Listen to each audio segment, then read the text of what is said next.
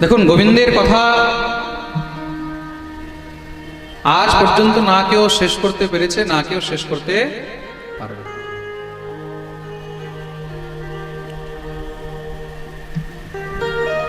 অনন্ত নিজের অনন্ত মুখ দিয়েও আজ পর্যন্ত গোবিন্দের কথা শেষ করতে পারেন।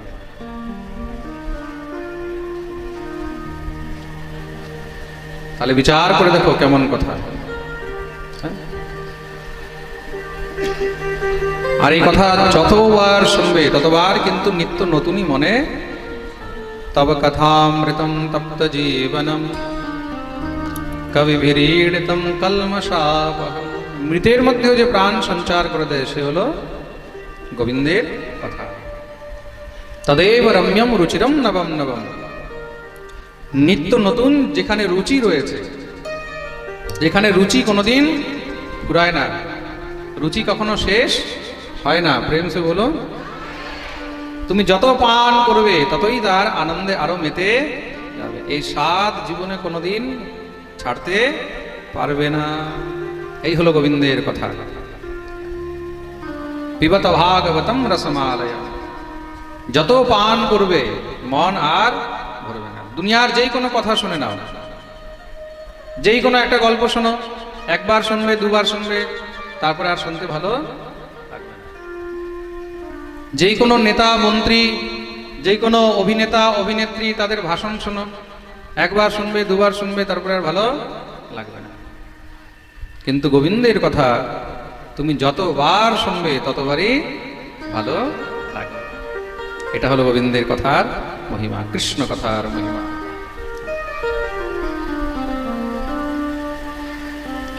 বিছানায় পড়ে পড়েও যার অন্তরে আনন্দের স্ফূর্তি হয়ে যায় সেটা হলো গোবিন্দের কথা। মৃত্যুশয্যায় পড়ে রয়েছে, সেখানেও যদি তাকে কথা শোনানো হয় সেখানেও সে দিব্য আনন্দ অনুভূতি লাভ করবেই করবে। এটা হলো সেই গোবিন্দের কথা।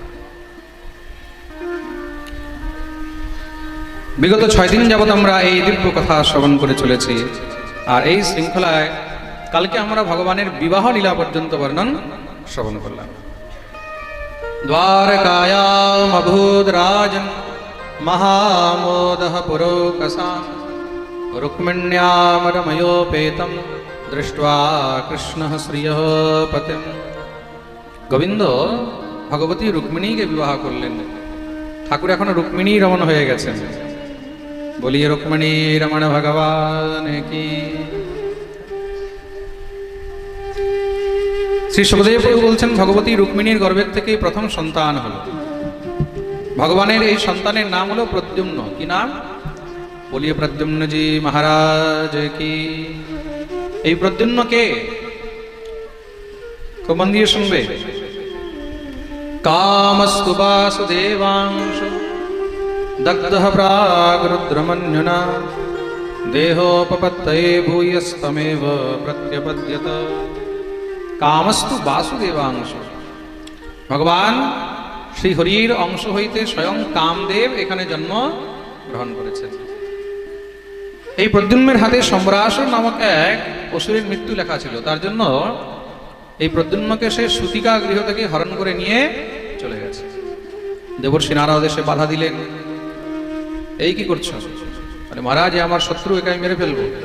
বলে, শিশু হত্যা করে শুধু তুমি জীবনে অপযশ অপকীর্তি কামাবে, আর কিছু নয়। সংসারে তোমার নিন্দা হবে যে একটা শিশুকে ভয় পেল, তাহলে তোমার আর কে মর্যাদা রাখবে, কে তোমাকে মানবে? কিন্তু মহারাজ এ তো আমার শত্রু, একে কি করে ছাড়বো? বলে, দেখো কংস অনেক শিশু মেরেছিল, বাঁচতে পেরেছে? পেরেছে কি? এত শিশু মেরেও কংস বাঁচতে পারেনি। মৃত্যু তো অটল, সে তো হবেই। তাহলে অপকীর্তি নিয়ে কি লাভ? তাহলে কি করব? বলে, সমুদ্রে ফেলে দাও। আপনি আর ডুবে মরে যাবে, সমুদ্রে জীবজন্তু খেয়ে ফেলবে। বললেন, সম্রাসুর নিয়ে সমুদ্রে ফেলে দিল। সেখানে একটি বিশাল বড় মৎস্য তাকে গ্রাস করেছে। সেই মৎস্যকে আবার জেলেরা ধরে বিক্রি করতে নিয়ে গেছেন কোথায়? সম্রাসুরেরই রাজ্যে। এত বিশাল বড় মৎস্য সম্রাসুর তাকে নিজের রন্ধন গৃহে পাঠালেন, যেখানে সমস্ত সৈন্য সিপাহী তাদের রান্না হয়। ওখানে রান্নার কাজ করছেন ভগবতী মায়াবতী। তিনি যখনই সেই মৎস্যটাকে কাটলেন, ভিতর থেকে সেই দিব্য সন্তানকে পেয়ে সঙ্গে সঙ্গে বুকে জড়িয়ে ধরলেন। কেন? এটা তার পূর্বজন্মের স্বামী। তিনি হলেন ভগবতী রতি। তিনি কে? রতি, কামদেবের স্ত্রী। তিনি সেই শিশুর এবার লালন পালন আরম্ভ করলেন, আর রসায়ন বিদ্যা দ্বারা 1 বৎসরের মধ্যেই তাকে 16 বছরের জওয়ান করে দিলেন। প্রেম সে বলো। যখন তিনি জওয়ান হয়ে গেছেন, এখন শ্রী প্রদ্যুম্নজি মহারাজ দেখছেন যে এতদিন পর্যন্ত যিনি মায়ের মতন সেবা করছিলেন, তার সেবা ভাবে এখন অনেক পার্থক্য এসে গেছে। তিনি এখন কামিনী ভাবে সেবা করছেন। তার অর্থ কি? মনে তো একটা সংকোচ হবেই। দেখুন, একটা স্পর্শের যে অনুভূতি, সেই স্পর্শের অনুভূতিতেই মনের ভাবনা বোঝা যায়। প্রেম সে বলো। মনে সংশয় হয়েছে, আর মনে যদি কাউকে নিয়ে সংশয় হয়, তখন একদম ডাইরেক্ট সংবাদ করা উচিত। সোজাসুজি প্রশ্ন করে নাও। প্রদ্যুম্নজি মহারাজ তখন প্রশ্ন করলেন, তামাহ ভগবান কাষ্ণের মাতস্তে মতিরন্যথা মাতৃভাবম অতিক্রম্য বর্তসে কামিনী যথা। তামাহ ভগবান কাষ্ণের মাতস্তে মতিরন্যথা। হে দেবী, আমার মনে একটি সংশয় উৎপন্ন হয়েছে। কি? এতদিন পর্যন্ত আপনি মায়ের মতন সেবা করেছিলেন, এখন আপনি বর্তসে কামিনী যথা, এখন আপনি কামিনীর মতন স্ত্রী, প্রেমিকার মতন সেবা করছেন। তাহলে ভাবনার মধ্যে এমন পার্থক্য, এমন পরিবর্তন কেন হলো? ভগবতী মায়াবতীর সঙ্গে সঙ্গে চরণে পড়ে গেলেন, মহারাজ অপরাধ ক্ষমা করবেন, আমি আপনার মা নই। তাহলে অহম তে ধিকৃতা পত্নী রতিহীনাম যশস্বিনী। আমি আপনার অধিকৃতা পত্নী। অধিকৃতা মানে রেজিস্টার্ড বউ। প্রেম সে বলো। একদম। আজকাল তো আবার বউ রেজিস্টার্ড আনরেজিস্টার্ডও থাকে, তো প্রেম সে বলো। হ্যাঁ, তা আহম তে অধিকৃতা পত্নী, আমি আপনার অধিকৃতা পত্নী। রতিহি নাম যশস্বিনী, আমার নাম হলো রতি। এটা কি করে সম্ভব? আপনি ভুলে গেছেন, পূর্বে আপনি কামদেব ছিলেন। দেবাধিদেব মহাদেবের তপস্যা ভঙ্গ করতে গিয়ে দগ্ধ প্রাগ রুদ্রমন্যনা মহাদেবের সেই ক্রোধের দৃষ্টি পড়তেই জ্বলে ছাই হয়ে গেলেন। তখন আমিও কাঁদতে লেগেছি, প্রভু তাহলে আমাকেও জ্বালিয়ে দিন, আমাকেও ভস্য করে দেন, স্বামী ছাড়া আমি কি করে থাকবো? মহাদেব বললেন, সে তো সম্ভব নয়। সমস্ত দেবতাগণ এসে প্রার্থনা করলেন, তাহলে প্রভু যদি কাম না থাকে তাহলে সংসার চলবে কি করে? আপনি তো কামকে জ্বালিয়ে একদম ভস্য করে দিলেন, তাহলে কামকে আবার দেহ প্রদান করুন। মহাদেব বললেন, দেখো, কামকে দেহ দেওয়ার সামর্থ্য আমার মধ্যে নেই। কামকে দেহ একমাত্র একজনই দিতে পারে। কে? যিনি কামের পিতা, কামের বাপ। কামের বাপ কে? কামের বাপ বলেন স্বয়ং ভগবান শ্রী কৃষ্ণ। তিনি হলেন কামের বীজ। ওম ক্লিং দেব কামদেব কাম বীজ শিরোমণি শ্রী গোপাল মহীপাল সর্ব বেদাঙ্গ পারগ।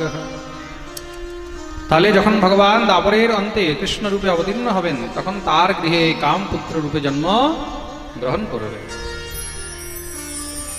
ভগবতী রতি বললেন, তাহলে স্বামী ছাড়া আমি কি করে থাকবো? বললেন, তুমি ধৈর্য ধরো, সেই সময় তখন তুমি তোমার স্বামীকে লালন পালন করে তার পুনঃস্মৃতি ফিরিয়ে দেবে। তাহলে কাম নিজের কাজ কি করে করবে এই সংসারে? কাম ছাড়া তো কিছুই হবে না। এই সংসারে যা কিছু হচ্ছে প্রত্যেকটি জিনিসের পিছনে কিন্তু কাম আছে। খুব মন দিয়ে শুনবে কিন্তু। কাম মানে কি? কাম মানে সেটা হলো এনার্জি। কামটা কি? কামটা হলো এনার্জি। এনার্জি যদি না হয় তাহলে সংসারে কিছুই হবে না। প্রত্যেকটি বস্তুর পিছনে, প্রত্যেকটি ক্রিয়ার পিছনে একটি কাম মানে কামনা আছে। তা কাম কত প্রকারের? কাম হলো 2 প্রকারের, এক হলো সকাম আর এক হলো নিষ্কাম। তা সকামের মধ্যেও কাম আছে আর নিষ্কামের মধ্যেও কাম আছে। কাম ছাড়া এ সংসারে কোনো ক্রিয়াই হয় না। তো বন্ধু শুনবে, যেই কোনো ক্রিয়া যদি করতে হয় তাহলে তার মধ্যে কাম অবশ্যই থাকতে হবে। তুমি মুক্তি চাও, তা মুক্তির জন্য কি করবে? ভজন করবে, তো ভজন সাধন করবে। তো ভজন সাধনটা কি? এটাও তো একটা কামনা। মুক্তিও তো একটি কামনা। তুমি ভক্তি চাও, তো ভক্তিটা কি? ভক্তিও একটি কামনা।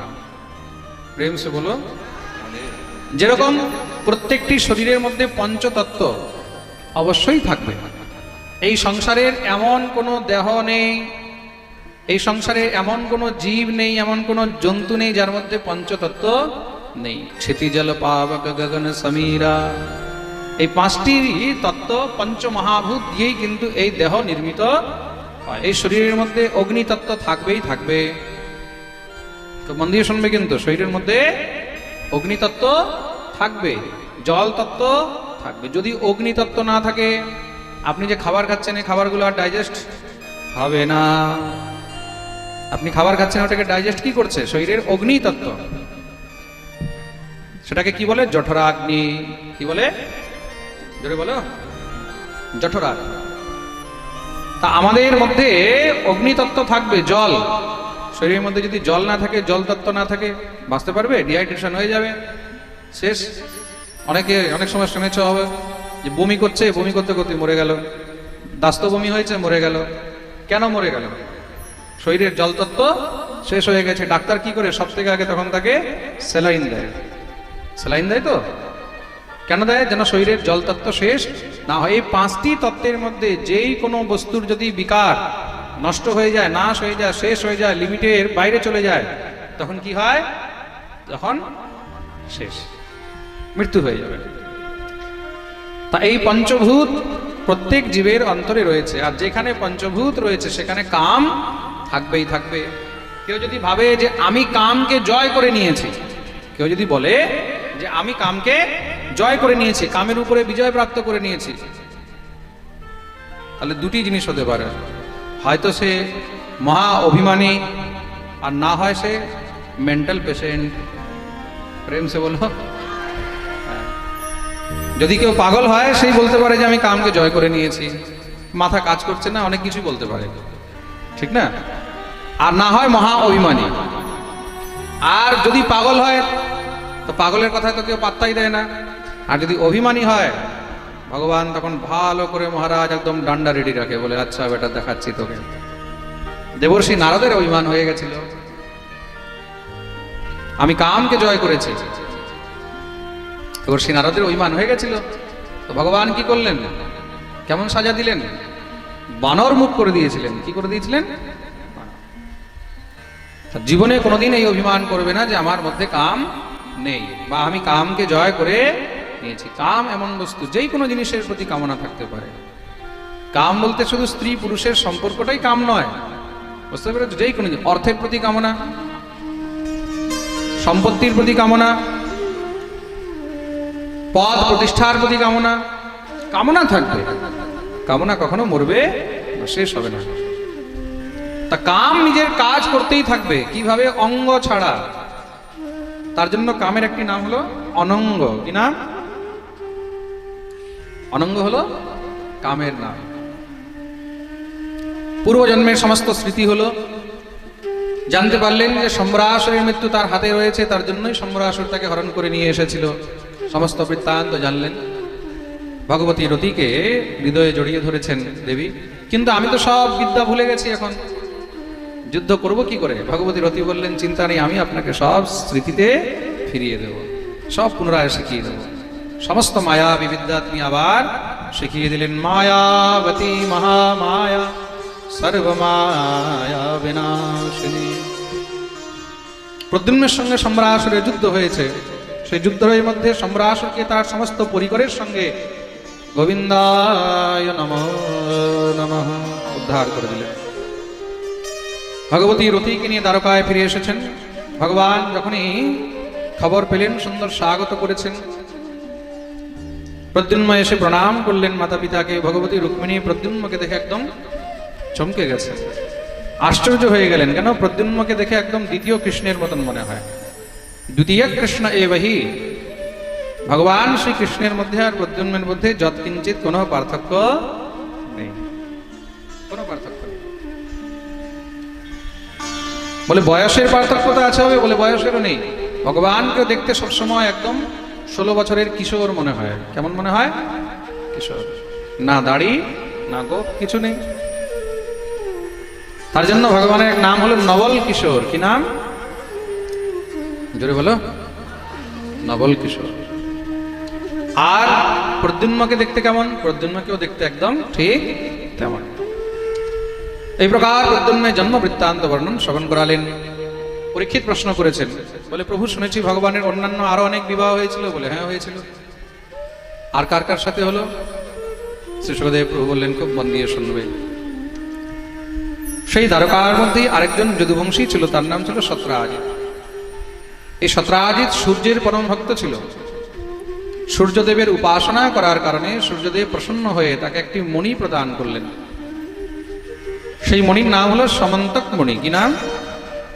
সেই মণির মধ্যে বিশেষতা রয়েছে কি, তার থেকে নিত্য 8 ভার সোনা বেরোয়।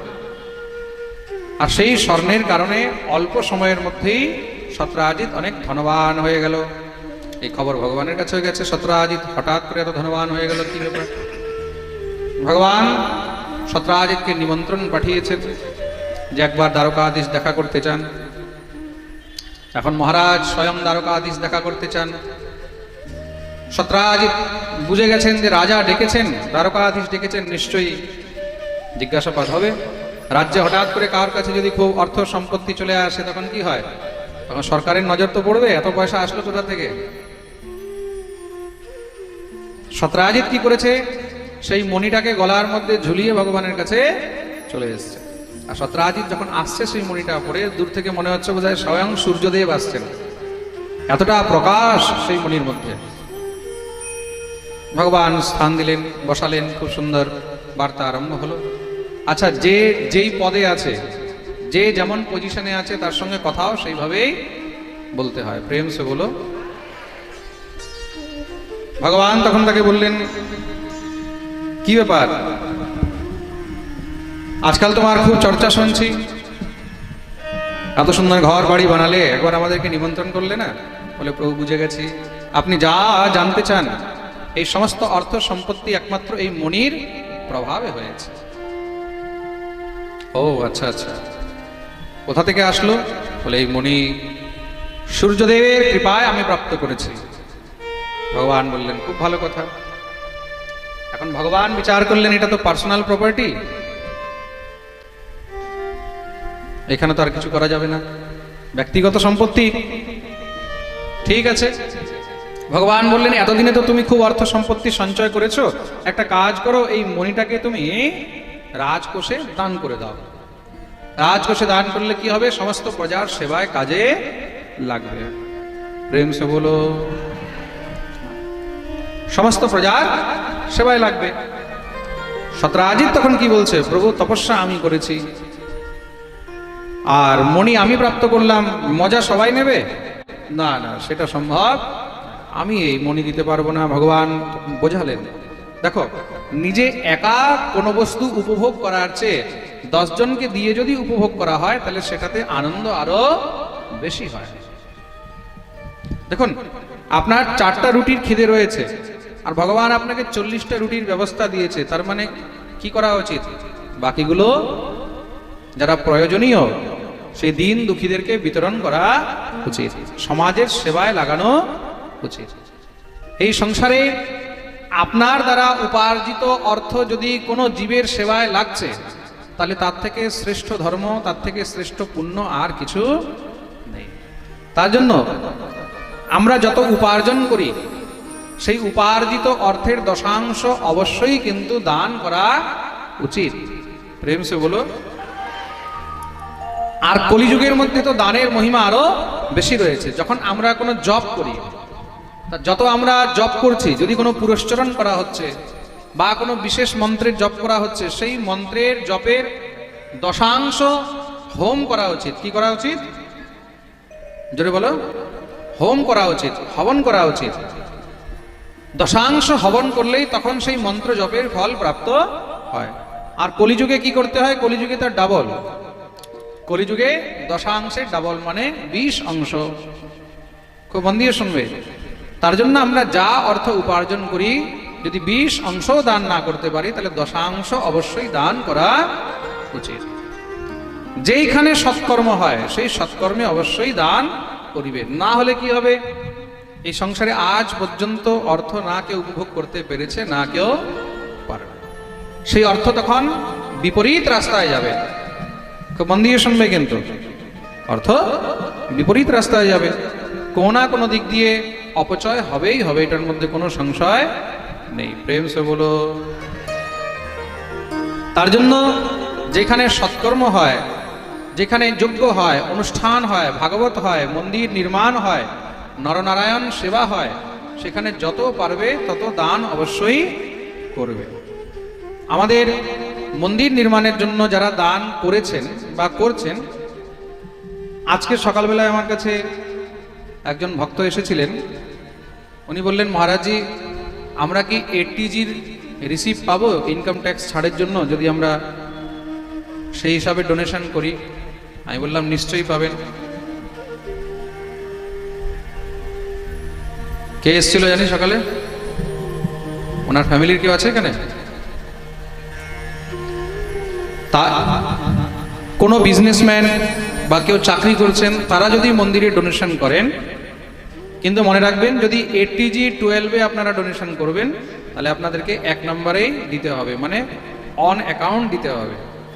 ক্যাশের কিন্তু এটিজি 12-এ রিসিভ হয় না, খুব মন দিয়ে শুনবেন কিন্তু। তা যারা এটিজি 12-এ রসিদ চায় যে আমরা ইনকাম ট্যাক্স রিবেটের মধ্যে ওটাকে লাগাবো, তারা একটু বড় ডোনেশনও করে, যেরকম 50,000, 1 লাখ বড় ডোনেশন করেন, তাদের জন্য এটিজি 12-এরও কিন্তু আমাদের ট্রাস্টের মধ্যে ব্যবস্থা আছে। শ্রী ভাগবত ভক্তি ট্রাস্ট, এটা অনেক পুরানো ট্রাস্ট, সরকার দ্বারা আমাদের সার্টিফাইড ট্রাস্ট।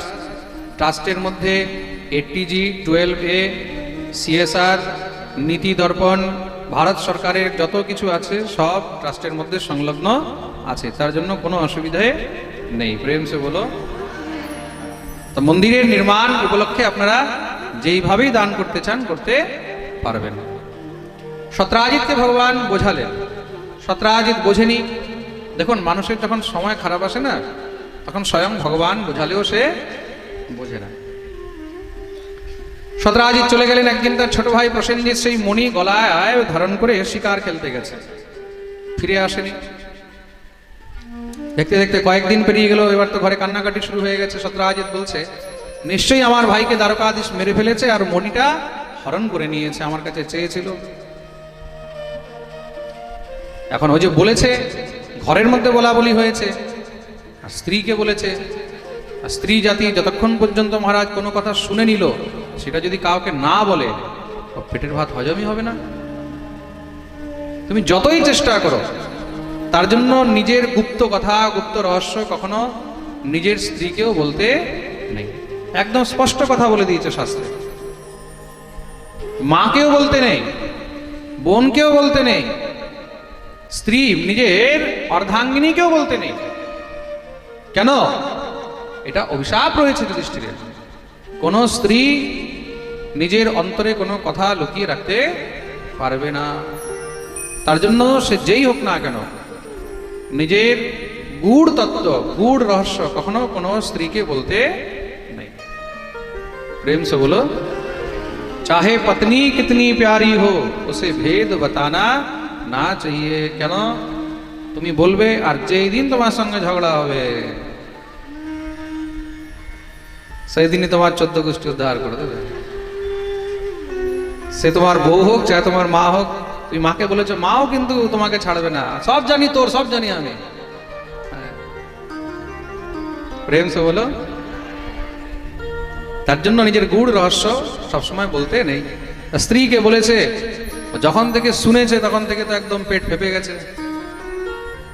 কাকে বলবে, কাকে বলবে? কোনো বান্ধবী মহারাজ জিজ্ঞাসা করেছে, হয়তো তোর দেওরকে দেখতে পাচ্ছি না, বলে দিয়েছে, সঙ্গে সঙ্গে কান্নাকাটি শুরু। কি বলবো তোকে জানিস? বলে, বল না, কি বলবি? বলে, না থাক, বলবো না। না, তুই বল, চিন্তা করিস না, কাউকে বলবি না তো? তোর দিব্যি কাউকে বলবো না। তুই কথাটা তো বল, তারপরে তুই মরলে মরে যাবি, আমার বলার তো আমি বলবোই। কি বলবো জানিস, প্রসেনজিৎকে না দ্বারকাধীশ শ্রীকৃষ্ণ মেরে তার মণিহরণ করে নিয়েছে। স্বামী তো বলেছে যে হয়তো দ্বারকাধীশ মেরে মণিহরণ করে নিয়েছে, আর স্ত্রী একদম মহারাজ কনফার্ম করে দিয়েছে, বলে মেরে মণিহরণ করে নিয়েছে। আচ্ছা, একই কথা আপনি 10 জনকে এক লাইনে দাঁড় করান, আর দাঁড় করিয়ে সব থেকে প্রথমে 1 নম্বরে যে দাঁড়িয়ে আছে তাকে একটি কথা বলবেন, আর তাকে বলবেন তুমি বলো। সে 2 নম্বরের লোককে ওই কথাটা বলবে, সে 3 নম্বরের লোককে ওই লাইনটা বলবে। একই লাইন আপনি যখন প্রথম জনকে বলেছেন, সেটা যখন 10 জনের কাছে যাবে, লাস্ট ব্যক্তির কাছে যেতে যেতে দেখবেন লাইনটা চেঞ্জ হয়ে গেছে। আমাদের স্কুলে এটাকে একটা খেলা হতো, আমরা যখন স্কুলে পড়তাম তখন এটা একটা গেম হতো, ভুলে গেছি না গেমটার নাম, কিছু একটা জানি গেম বলে ওটাকে। তা এইভাবে আমাদের সব স্টুডেন্টদেরকে দাঁড় করাতো। তা আমাদের যে টিচার ছিলেন তখন উনি একটা লাইন বলতেন, এই লাইনটা বলো, তুমি ওকে বলো। তা আমি একজনকে বললাম, সে আরেকজনকে বললো, সে আরেকজনকে বললো। এইভাবে 10 জন 15 জনের কাছে যখন সেই কথাটা যেত, গিয়ে তারপরে লাস্টের যার কাছে কথাটা গেছে এবার ওকে সামনে দাঁড় করাতো, বলতো হ্যাঁ বল এবার তোকে কি বলেছে। দেখা গেল যা প্রথমে বলেছে তার থেকে একদম সাবজেক্টই চেঞ্জ হয়ে গেছে। দেখা গেল প্রথমে বলেছে রাম রাবণকে মেরেছে, আর কথাটা আস্তে আস্তে উল্টো হয়ে গেল রাবণ রামকে মেরেছে। প্রেম সে বলো। তার জন্য বলেছে কখনো কানে শোনা কথার উপরে বিশ্বাস করতে, সে যেই হোক না কেন, কানে শোনা কথার উপরে কখনো বিশ্বাস করতে। কবির দাস জি ডাইরেক্ট বলেছেন, তু कहता कागज की लेखी पर मैं कहता आंखन की देखी। তুই কাগজে লেখার উপরে বিশ্বাস করছিস তা নয়, কানে শোনার উপরে বিশ্বাস করছিস তা নয়, আমি যেটা দেখবো তার উপরে বিশ্বাস করব। প্রেম সে বলো। তার জন্য কানের কাঁচা কখনো হবেন না, একদম সোজাসুজি কথা। সে তাকে বলেছে, সে আর অন্যজনকে বলেছে, সে অন্যজনকে বলেছে, এইভাবে বলতে বলতে পুরো দ্বারকায় খবর ছড়িয়ে গেছে। দ্বারকায় খবর ছড়িয়েছে তো ভগবানের কাছেও তো খবর আসবে, ভগবানের কাছেও খবর এসেছে। ভগবান তো শুনেই চমকে গেছেন। ভগবতী রুক্মিণী বলছেন, প্রভু চারদিকে আপনার খুব নিন্দা হচ্ছে, মানুষ যা পাচ্ছে তাই বলছে। এখন হয়তো মুখ ফুটে কেউ বলতে পারছে না, কিন্তু পিছনে পিছনে সব চর্চা চলছে। দ্বারকাধীশ হত্যা করে দিয়েছে, দ্বারকাধীশ মণি চুরি করে নিয়েছে, দ্বারকাধীশ এই করে দিয়েছে। দেখুন, নিন্দা একটা এমন জিনিস, নিন্দা ছড়াতে বেশিক্ষণ সময় লাগে না। প্রেম সে বলো।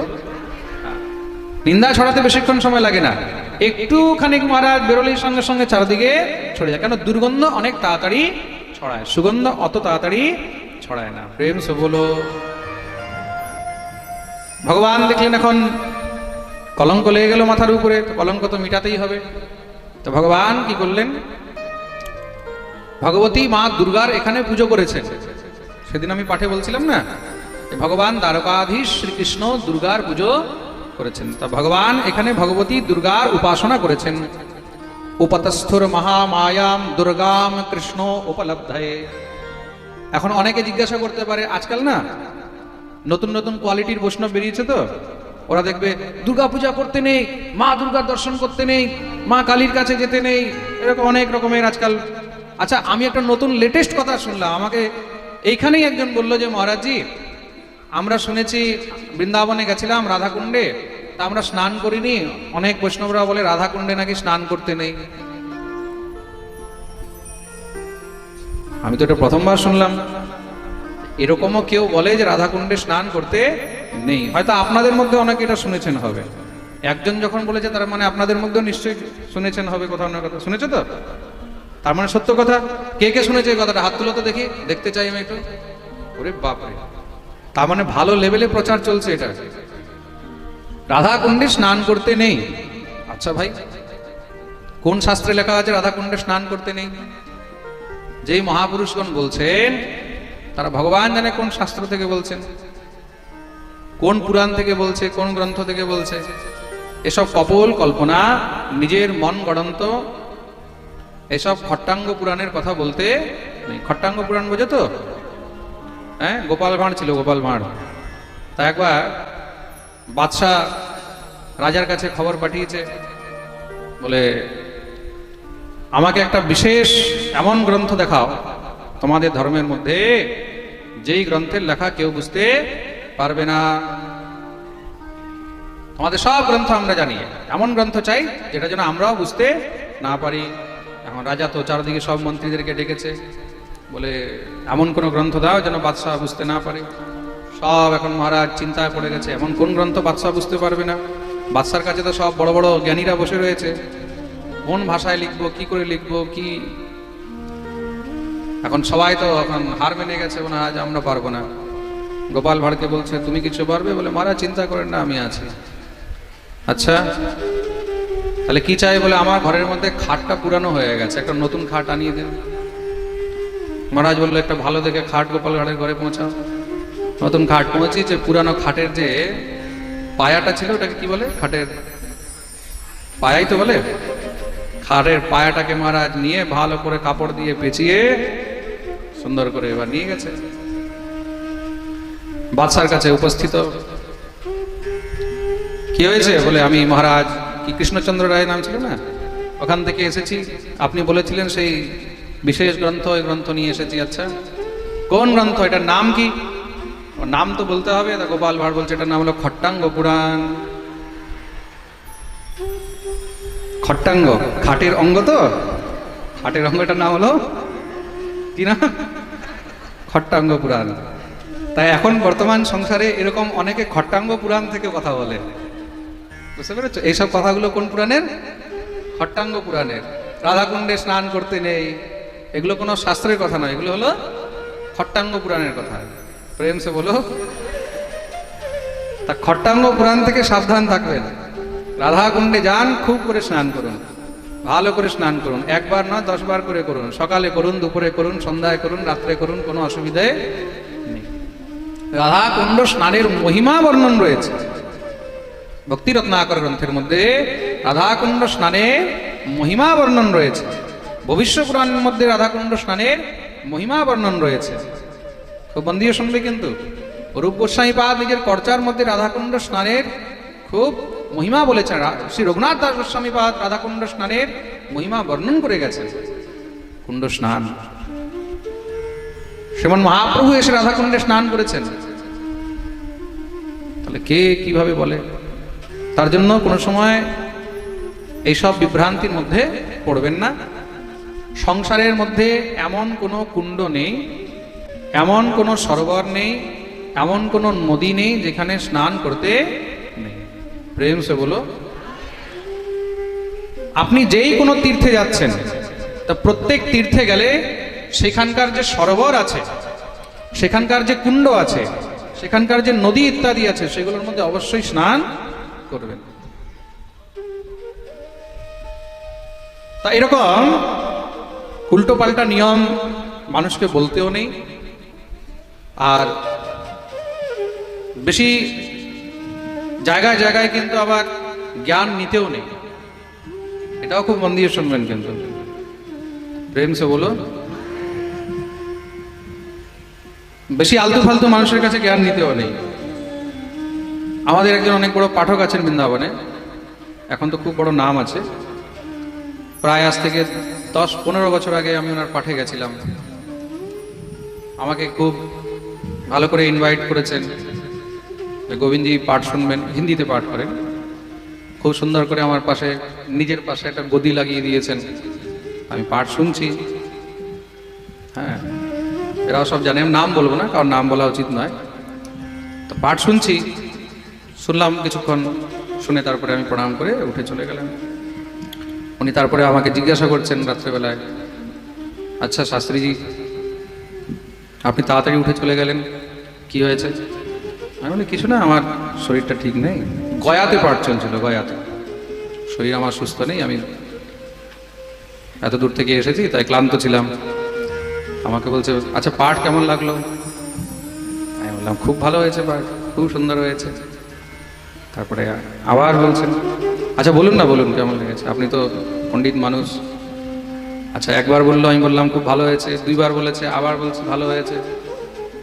আমি ওনার সঙ্গে, ওনার বিশাল বড় অনুষ্ঠান ছিল, ওখানে আচার্যত্ব করতে গেছিলাম। তো ভাই যতই কিছু হোক পেমেন্ট তো নিতে হবে আমাকে, আমাকে তো প্রশংসা করতেই হবে। আমি বললাম খুব ভালো হয়েছে, খুব ভালো হয়েছে। 3-4 বার জিজ্ঞাসা করেছে, আর আমি থাকতে পারিনি। আলা মহারাজ একটা শ্লোক আপনি শুদ্ধ বলতে পারছেন না, কি শুনবো আমি আপনার পাশ বলতেই তো এবার ওনার তো মুখ শুকিয়ে গেছে। আজ একটা শ্লোক আপনি শুদ্ধ বলতে পারছেন না, ভাগবতের যে একটা শ্লোক তো শুদ্ধ বলুন। আমরা যেটা পড়েছি বিদ্যালয়ে, গুরুকুলে, গুরুজনদের কাছে, আমরা যদি কোথাও শুনতে যাই তার থেকে যদি বেটার না পাই, বা অন্তত ততটুকু যদি না পাই, তাহলে কি শুনতে মন লাগবে? নিশ্চয়ই লাগবে না। শ্লোক জন্মাদ্যস্য ইতোন্ময়াদিতরতশ্চ অর্থেষু বিজ্ঞস্বরাট তেনে ব্রহ্মহৃদায় আদি কবয়ে মুহ্যন্তি যৎসূরয় তেজো বারি মৃদাম যথা বিনিমयो यत्र ত্রিসর্গো মৃষা ধামনা স্বেন সদা নিরস্তকুহকম সত্যম পরম ধীমহি। এটা হলো প্রথম শ্লোক। এই শ্লোকটা যদি কেউ শুদ্ধ না বলতে পারে, জন্মাদ্যস্যকে বলছে জন্মান্ধস্য, ভগবান জন্ম থেকে অন্ধ।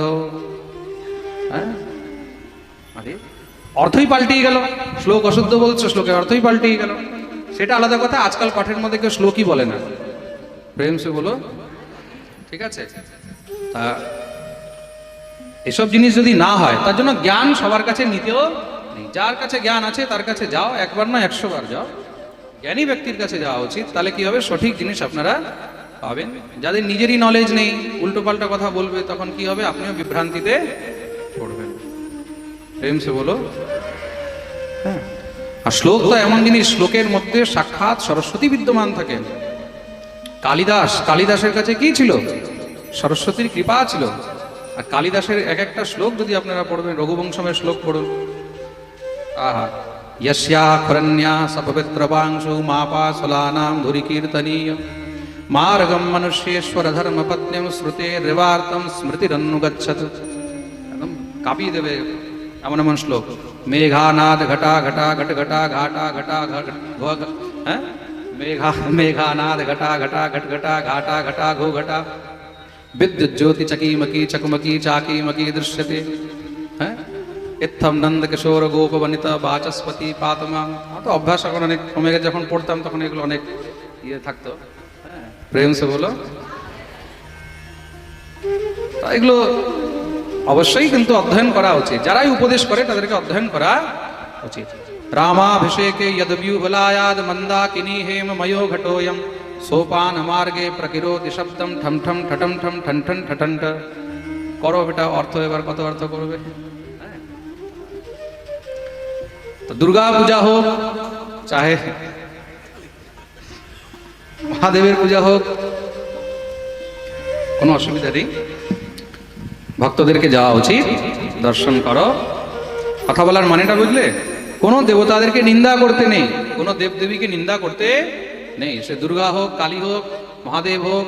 আমরা বৈষ্ণব হয়ে গেছি মানে অনেকে মনে করে এবার চতুর্ভুজ নারায়ণের পরে আমাদেরই নাম্বার, সেকেন্ড নারায়ণ আমরাই হয়ে গেছি, তাই তো? আমরা সেকেন্ড নারায়ণ তো ছাড়ো, আমরা নারায়ণের মানে কোটি কোটি অংশের একটি অংশ হতে পারবো না। তার জন্য ভগবান শ্রীকৃষ্ণ এখানে ভগবতী দুর্গার উপাসনা করেছেন। দেবী ভাগবতে এই প্রসঙ্গটা অনেক বিস্তারে বর্ণন রয়েছে। ভগবান খুঁজতে বেরোলেন জঙ্গলের মধ্যে, যদুবংশীদেরকে নিয়ে খুঁজতে বেরিয়েছেন। সেখানে প্রসেনজিতের মৃত শরীর পেয়েছেন, কিন্তু মণি সেইখানে নেই। তার মানে নিশ্চয়ই যে মেরেছে সে মণি নিয়ে গেছে। এখন মেরেছে কে? একটি সিংহের পদচিহ্ন দেখলেন। সেই সিংহের পদচিহ্ন দেখতে দেখতে এগিয়ে গেছেন। কিছুটা এগিয়ে গিয়ে দেখছেন সেই সিংহ মরে পড়ে আছে, মণি সেখানেও নেই। তার মানে যে সিংহকে মেরেছে নিশ্চয়ই সে মণি নিয়ে গেছে। কে মেরেছে? ভাল্লুকের পদচিহ্ন দেখলেন। সেই ভাল্লুকের পদচিহ্ন দেখতে দেখতে গুফার সামনে গিয়ে উপস্থিত হলেন। সেই গুফার মধ্যে যখন প্রবিষ্ট হয়েছেন, ভগবান যদুবংশীদেরকে বললেন, দেখো ভাই, তোমরা এখানে দাঁড়াও, ভিতরে কি আছে, কে আছে, কেমন আছে কেউ তো জানি না। আমি যদি ফিরে না আসি 10-12 দিন পর্যন্ত দেখবে, তারপরে ফিরে চলে যাবে।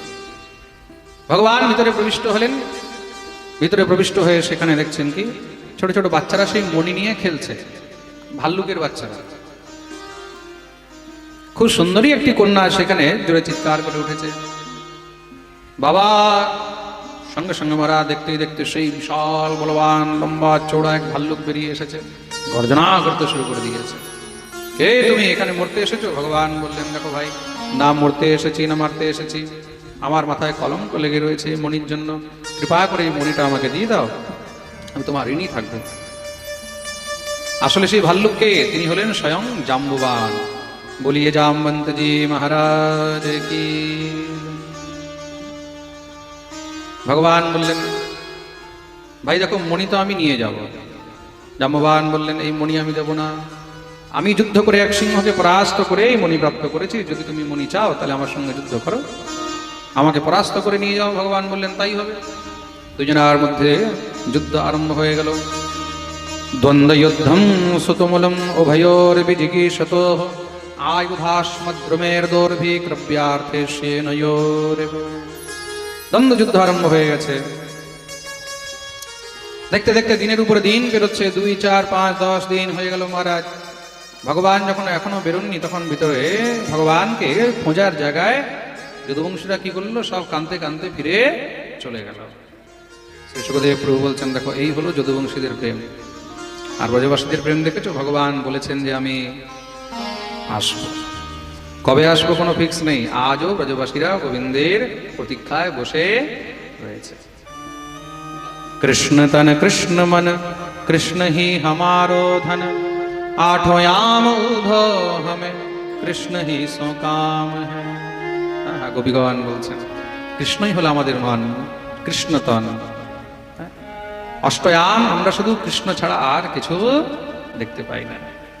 এই হলো ব্রজবাসীদের প্রেম। তার জন্য ব্রজবাসীদের প্রেমকে সংসারের সব থেকে শ্রেষ্ঠ প্রেম বলা হয়েছে। প্রেম সে বলো, ব্রজবাসীদের প্রেম হলো শ্রেষ্ঠ প্রেম। এদিকে মহারাজ যুদ্ধ করতে করতে এবার দিনের উপরে দিন পেরিয়ে যাচ্ছে। 10, 20, 22, 24, 25, 26, 27 দিন হয়ে গেল। 28 দিনের দিন কি হচ্ছে, আসিত তৎ অষ্টাবিংশাহম ইতরেতর মুষ্টিভিঃ। ভগবান এমন এক মুষ্টির প্রহার করে মহারাজ আছাড় মেরেছেন, জাম্ববান আর উঠতে পারছে না। ঠাকুরের যখন চরণের দিকে তাকিয়েছে, তাকিয়ে ঝরঝর করে কাঁদতে লেগেছে। হে প্রভু, হে গোবিন্দ, তুমি তো আমার নাথ। হে রমানাথ জানকী নাথম, তুমি আমার রমানাথ, তুমি আমার জানকীনাথ, তুমি আমার সীতানাথ। ভগবান বললেন, আচ্ছা এতক্ষণে গিয়ে তুমি চিনতে পারলে? প্রভু, আমি কত বড় পাপী, সামনে তোমাকে দেখে চিনতে পারলাম। ভগবান বললেন, তাহলে চিনলে কি করে? বলে, প্রভু এতক্ষণ তোমার মুখ দেখেছিলাম, এবার তোমার চরণ দেখলাম। ভগবানের সবকিছু চেঞ্জ হয়, কিন্তু চরণ কখনো পরিবর্তন হয় না। মন দিয়ে শুনবে, ভগবানের চরণ কখনো পরিবর্তন হয় না। চরণ যেমন ছিল তেমনই থাকে। মহাপুরুষের চরণই হলো কিন্তু তার পরিচয়। মহাপুরুষের চরণটাই কিন্তু তার পরিচয়। আর ভগবানের চরণের যে চিহ্ন, এই চিহ্ন দেখলেই বোঝা যাবে এটা ভগবানের চরণ। খাটটা ভেঙে যাবে, আবার একটা খট্টাঙ্গ পুরাণ তৈরি করতে হবে।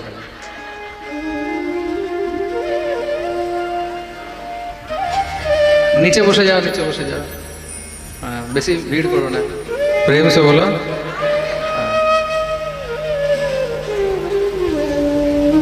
বলে, প্রভু ভুল হয়ে গেছে। ভগবান বললেন, ভুল নয়, তোমার পূর্বজন্মের ইচ্ছা পুরো করে দিলাম।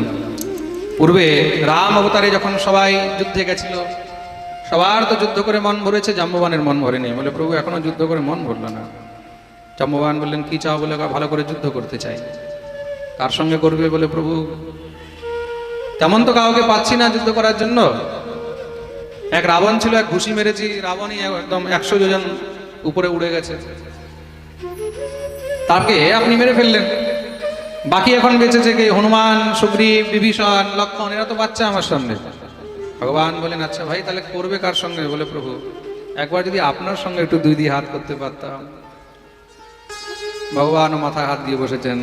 হে কপাল, কেমন কেমন ভক্ত পাই আমি। এমন ভক্ত দেখেছো যে ভগবানকে বলছে তোমার সঙ্গে আমি যুদ্ধ করতে চাই। ভগবান তো ভক্ত বাঞ্ছা কল্পতরু, তিনি মানা করেননি। বলে, নিশ্চয়ই তোমার এই ইচ্ছাও পূর্ণ করব, কিন্তু এই জন্মে নয়। এই জন্মে তো আমি মর্যাদায় রয়েছি, আগামী জন্মে যখন আমি কৃষ্ণ অবতার নেব তখন তোমার এই ইচ্ছা আমি পূর্ণ। ভগবান বললেন, আর কোনো ইচ্ছা বাকি আছে? বলে, প্রভু আর ইচ্ছা বাকি নেই। তাহলে মণি দাও। বলে, প্রভু মণি তো আমি তাও দিতে পারবো না। কেন দিতে পারবে না? তুমি কথা দিয়েছো বলে কিন্তু আমি মণি তো আমার মেয়েকে দান করে দিয়েছি, আর যেই বস্তু কন্যাকে দেওয়া হয় সেই বস্তু আর পিতাকে ফিরিয়ে নিতে নেই।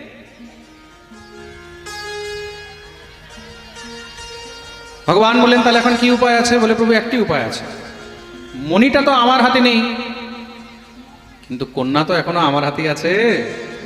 আমি নিজের এই কন্যা রূপী রত্ন আপনাকে অর্পণ করতে চাই, কৃপা করে আমার এই কন্যাকে আপনি গ্রহণ করুন। আর প্রভু যখন থেকে আমি এই কন্যাকে প্রাপ্ত করেছি তখন থেকে আমি সংকল্প করে রেখেছি যে আমার কন্যাকে একমাত্র তোমার চরণেই অর্পণ করব, আর আমার কন্যার জন্য তোমার থেকে উপযুক্ত অন্য কাউকে আমি সংসারে দেখিও না। হে প্রভু কৃপা করো। ভগবান ভগবতী জাম্ববতীকে গ্রহণ করলেন। বলিয়ে জাম্বতী রমণ ভগবান কি জয়। ভগবান মন নিয়ে ফিরে এসেছেন, সত্রাজিৎকে ডাকালেন। সমস্ত দ্বারকায় তো খুব আনন্দ উৎসব চলছে, প্রভু ফিরে এসেছেন। সত্রাজিৎকে ভগবান সেই মণি দিলেন, নাও তোমার মণি। সত্রাজিৎ লজ্জিত হয়ে চরণে পড়ে গেছেন, প্রভু আমার অপরাধ ক্ষমা করবেন, এই মণি আর আমি গ্রহণ করব না। ভগবান বললেন দেখো মণি তো আমিও নেব না, কেন এটা হলো কলঙ্কের মূল, তার জন্য এটাকে আর কাছে রাখবো না, তুমি নিয়ে যাও। সত্রাজিৎ বললেন তাহলে প্রভু আমাকে ক্ষমা করুন। ভগবান বললেন যাও ক্ষমা করলাম, তাহলে প্রভু আমি প্রায়শ্চিত্ত করতে চাই কি? বলে এই রত্ন তো আপনি গ্রহণ করলেন না, কিন্তু এর থেকেও একটি শ্রেষ্ঠ রত্ন আমি আপনাকে দিতে চাই কি? বলে আমার কন্যা আছে, নাম হলো সত্যভামা, আমি সেই কন্যা রূপী রত্ন আপনাকে অর্পণ করতে চাই। পিতার শ্রেষ্ঠ রত্ন হলো তার কন্যা, কন্যা থেকে শ্রেষ্ঠ রত্ন এই সংসারে দ্বিতীয় আর কেউ নেই। খুব মন দিয়ে শুনবে, তার জন্য কন্যা দান থেকে বড় দানও আর কিছু নেই। সেই পিতা অনেক ভাগ্যবান, যেই পিতা এই জন্মে কন্যা দান করতে পেরেছে। প্রেম সে বলো, মনে রাখবে কিন্তু, খুব মন দিয়ে শুনবে। যদি কোনো পিতা কন্যা দান করতে পেরেছে তার মানে সে পরম ভাগ্যবান। ভাগ্যবান ছাড়া এই সংসারে কেউ কন্যা দানের সৌভাগ্য পায় না। ভগবান ভগবতী রুক্মিণীর দিকে তাকালেন, দেবী কি করবো? রুক্মিণী মনে মনে বলছেন আচ্ছা 2 নম্বরেরটা যখন এনেছিলে জিজ্ঞাসা করেছিলে? জাম্ববতী যখন এসেছে তখন তো ভগবান জিজ্ঞাসা করেননি, 3 নম্বরেরটা আসছে, এখন বলছে কি করব? ঠিক আছে তাই হোক, 2 জন আছি 3 জন হয়ে যাব। ভগবান গ্রহণ করলেন ভগবতী সত্যভামাকে। এটা হলো তৃতীয় বিবাহ। বলিয়ে সত্যভামা রমণ ভগবান কি। চতুর্থ বিবাহ হলো ভগবানের কালিন্দীর সঙ্গে, পঞ্চম হলো মিত্রবৃন্দা, ষষ্ঠম নাগ্নজিতি, সপ্তম ভদ্রা, আর অষ্টম হলো লক্ষণা। এই 8 জন হলেন ভগবানের অষ্ট পটরানী। পরীক্ষিত প্রশ্ন করলেন, বলে প্রভু শুনেছি ভগবানের আরো অন্যান্য অনেক বিবাহ হয়েছিল। বলে হ্যাঁ, তা অন্যান্য বিবাহ কার সঙ্গে হয়েছিল?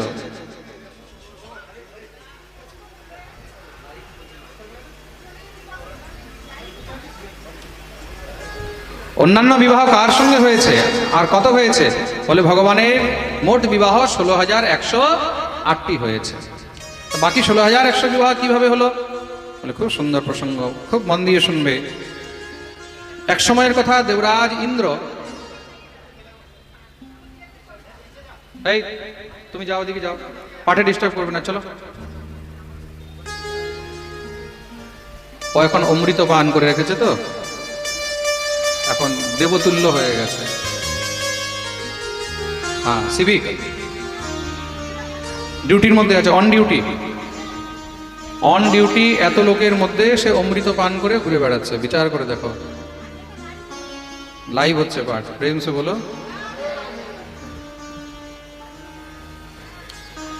বলিয়ে ভক্তবৎসল ভগবান কি। কোথায় ছিলাম আমি ভুলে গেলাম। 16,100, তাই তো?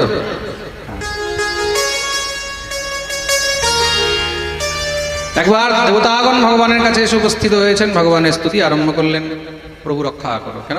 বলে এক অসুর আছে, তার নাম হলো নরকাসুর। এই নরকাসুরের অত্যাচারে আমরা সবাই ত্রস্ত হয়ে রয়েছে। নরকাসুর দেবতাদের উপরে আক্রমণ করে তাদের সম্পত্তি হরণ করে নিয়ে চলে যায়। বরুণ লোক থেকে বরুণের ছত্র নিয়ে চলে এসেছে। আর ছোট ছোট যে রাজকন্যারা রয়েছে, ছোট ছোট রাজাদের যে কন্যাগুলো, তাদেরকে হরণ করে নিজের এখানে বন্দী বানিয়ে রেখেছে। ভগবান কুপিত হয়ে গেলেন। ভগবান দেবরাজ ইন্দ্রকে বললেন, তোমরা যাও, আমি তার উদ্ধার করব। এই সংসারে ভগবান সবকিছু সহ্য করেন, কিন্তু কোন স্ত্রীর উপরে ভগবান কিন্তু অত্যাচার কখনো সহ্য করেন না। যেই কোনো স্ত্রী তার ইচ্ছার বিরুদ্ধে তার দেহকে স্পর্শ করা এবং তাকে নিজের কাছে রাখা, এর থেকে বড় অপরাধ দ্বিতীয় আর কিছু নেই। ভগবান বানররাজ বালিকে কেন মেরেছিলেন? তার কারণ কি ছিল? বানররাজ বালি কোনো পাপ করেনি জীবনে, সে শুধু একটি অপরাধ করেছে, নিজের ছোট ভাইয়ের বউ, ছোট ভাইয়ের স্ত্রী, যে পুত্রী সমান, কন্যা সমান, তাকে জোর করে নিজের কাছে রেখেছিল। কদাচিৎ এই সংসারের মধ্যে কোনই নারী হোক, সেই স্ত্রীকে তার ইচ্ছার বিরুদ্ধে কখনো স্পর্শ করিতে নেই। ভগবান তার জন্য কিন্তু বালিকে বধ করলেন, আর তার জন্যই ভগবান নরকাসুরকে মারতে উদ্যত হয়েছেন। ভগবান যখন যাবেন, তৎক্ষণাৎ ভগবতী সত্যভামা তিনি বললেন, আমিও সঙ্গে যাব। ভগবান সত্যভামাকে নিয়ে চললেন। নরকাসুরের সঙ্গে ঘোর যুদ্ধ হলো, আর সেই যুদ্ধের মধ্যে ভগবান তার গোবিন্দায় নমো নমঃ উদ্ধার করলেন। সমস্ত সব রাজকন্যাদেরকে ভগবান মুক্ত করেছেন। চতুর্দশ সহস্রাণি একবিংশশতানি চ একবেণী ধরা সর্বা সতী মার্গমনুব্রতাঃ। এই প্রকার মহারাজ সমস্ত সব রাজকন্যাদেরকে ভগবান মুক্ত করে বললেন, যাও তোমরা নিজের নিজের গৃহে ফিরে যাও। তারা গোবিন্দের চরণে পড়ে গেছেন। প্রভু, আমরা যাব কোথায়? আমরা যেখানেই যাব সেখানেই তো আমাদের নিন্দা হবে। আমাদেরকে কে গ্রহণ করবে? সবাই বলবে অসুরের কাছে, রাক্ষসীর কাছে থেকে এসেছে। কে আমাদেরকে সম্মান দেবে? কে আমাদেরকে গ্রহণ করবে? তা লোক নিন্দা থেকে উত্তম আপনি নিজের চরণের দাসী করে আমাদেরকে রাখুন। আমরা দ্বারকায় ঝাড়ু দেব, মোছা লাগাবো, দ্বারকায় আমরা পড়ে থাকবো, কিন্তু আমাদেরকে প্রভু আপনি গ্রহণ করুন। ভগবান তো এবার ধর্ম সংকটে পড়ে গেলেন। ভগবান যদি মানা করে দেয়, তা যাকে স্বয়ং ভগবান ছেড়ে দিয়েছেন তাকে আর কে গ্রহণ করবে? এই সংসারে যার কেউ নেই, আর ঠাকুর তো আছে। ভগবান সবাইকে গ্রহণ করলেন। আসলে 16,000 রানীগণ তারা কোনো সাধারণ কেউ নয়, তারা হলেন সাক্ষাৎ বেদের ঋচা। তারা এখানে কন্যা রূপে জন্মগ্রহণ করেছেন, আর তারা একমাত্র গোবিন্দের স্ত্রী হওয়ার জন্যই এসেছেন। ভগবান সবাইকে দ্বারকায় নিয়ে আসলেন। বিশাল বিবাহ উৎসবের আয়োজন করা হয়েছে। বিশ্বকর্মা আলাদা আলাদা মণ্ডপ তৈরি করেছেন। ভিড় লেগে গেছে মহারাজ সেই বিবাহ দর্শন করার জন্য। দেবতা, ঋষি, মুনি, গন্ধর্ব, কিন্নর, চারণ, সুত, মাগধ, বন্দী সব এসে উপস্থিত। আর সেই কি বিবাহ! 16,000 আলাদা আলাদা মণ্ডপ, প্রত্যেক মণ্ডপের মধ্যে কন্যা আলাদা আলাদা, আর বর একই। বিচার করে দেখুন, দেখতে কেমন লাগছে। প্রত্যেক যেই মণ্ডপে যাও সেখানে বউ আলাদা আর বর। আহা, তা এমন যদি কেউ করতে পারে, এটা স্বয়ং আমাদের গোবিন্দই করতে পারে। সমরথ কো নহি দোষ গোসাই, রবি পাবক সুর সরি কি নাই। অনেকে বলছে ভগবান 16,000 বিয়ে করেছে, তাহলে আমরা কেন পারবো না? আচ্ছা, তো ভগবান 16,000 রূপও তো ধারণ করেছে, তুমি বেটা দুটো ধারণ করে দেখাও, প্রেম সে বলো। হ্যাঁ, ভগবান 7 ক্রোশ 21 কিলোমিটারের গোবর্ধন ধারণ করেছে, তুমি 10 কেজি গোবর ধারণ করে দেখাও, তাহলে বোঝা যাবে। প্রেম সে বলো। ভগবানের সঙ্গে তুলনা করতে নেই, মনে রাখবে। ভগবানের বিবাহ হলো, এটা বিবাহ না, মহাবিবাহ হয়েছে। সবাই মিলে ভগবানের মহাবিবাহের আনন্দ করছেন। তাহলে আমরা কি করে বাকি থাকি? ঠাকুরের দিব্য বিবাহ উৎসবে আনন্দ চলছে, সবাই মিলে মহারাজ ঠাকুরের গুণগান করছে। सावरी सूरत पे मोहन दिल दीवाना हो गया। सावरी सूरत पे मोहन दिल दीवाना हो गया। सावरी सूरत पे मोहन दिल दीवाना हो गया। सावरी सूरत पे मोहन दिल दीवाना हो गया। दिल दीवाना हो गया मेरा, दिल मस्ताना हो गया। दिल दीवाना हो गया मेरा, दिल मस्ताना हो गया।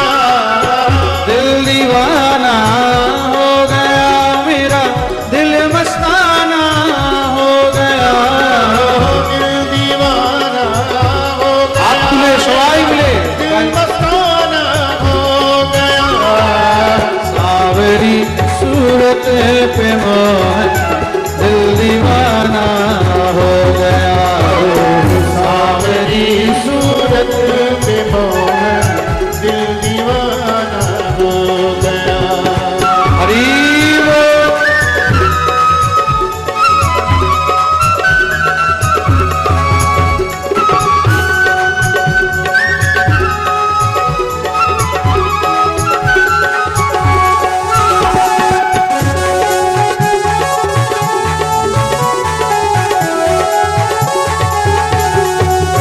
আচ্ছা, ঠাকুরের বিয়ে হচ্ছে আর বরযাত্রীগুলো এইভাবে বসে থাকবে?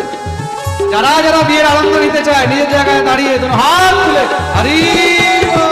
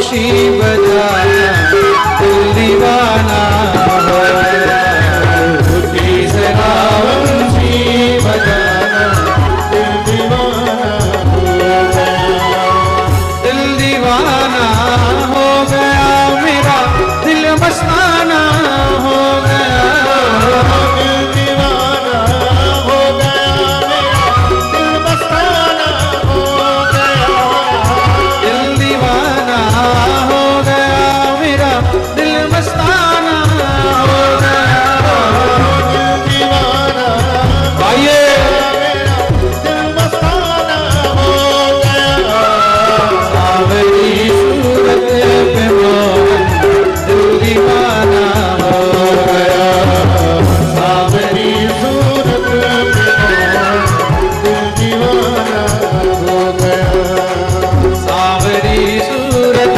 पे मोहन दिल दीवाना हो गया सावरी सूरत पे मोहन दिल दीवाना हो गया सावरी सूरत पे मोहन दिल दीवाना हो गया सावरी सूरत पे मोहन दिल दीवाना हो गया दिल दीवाना